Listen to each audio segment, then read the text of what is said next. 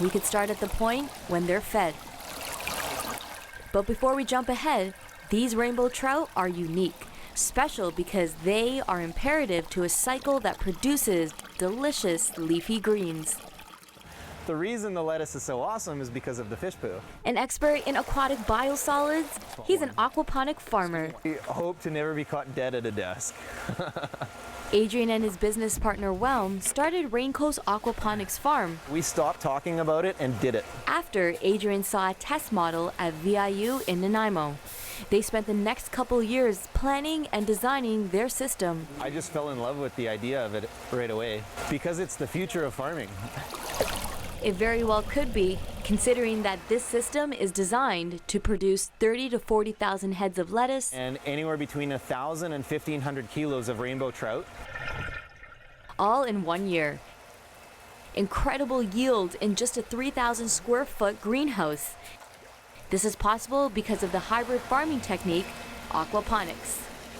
It's a combination of aquaculture and hydroponics. Aquaculture meaning the sustainable raising of fish on land. This is the only kind of fish farming that I support.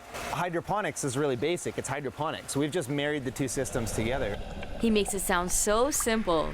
Theoretically, it is. The fish breathe out ammonia and leave other trace minerals from their waste, which help culture bacteria through the system. Bacteria oxidizes that ammonia into nitrates for the plants. Speaking of plants, so we start with organic seeds from West Coast Seeds, and they spend about 4 weeks in here growing up to about a 6-inch seedling. From there, each little lettuce just goes in its own hole in a styrofoam raft, and the styrofoam raft is then planted out into the main aquaponic system. And after 3 to 4 weeks in the main system, we have a nice head of lettuce. Look at those roots. Technically, this cycle takes some love and care. There's a lot of daily maintenance. Like the fish need to be fed at least a few times a day.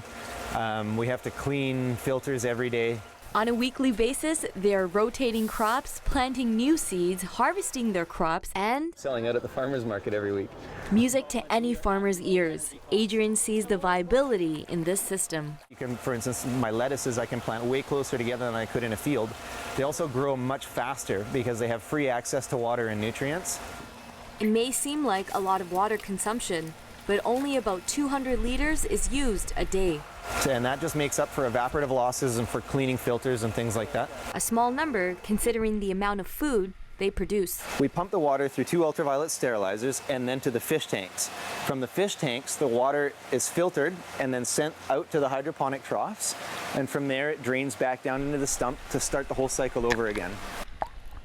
An inherently organic system, these farmers see the aquaponic cycle as a micro of a much larger rotation. It serves the dual needs of being able to supply food organically, locally, sustainably, and the farmers can actually make money at it.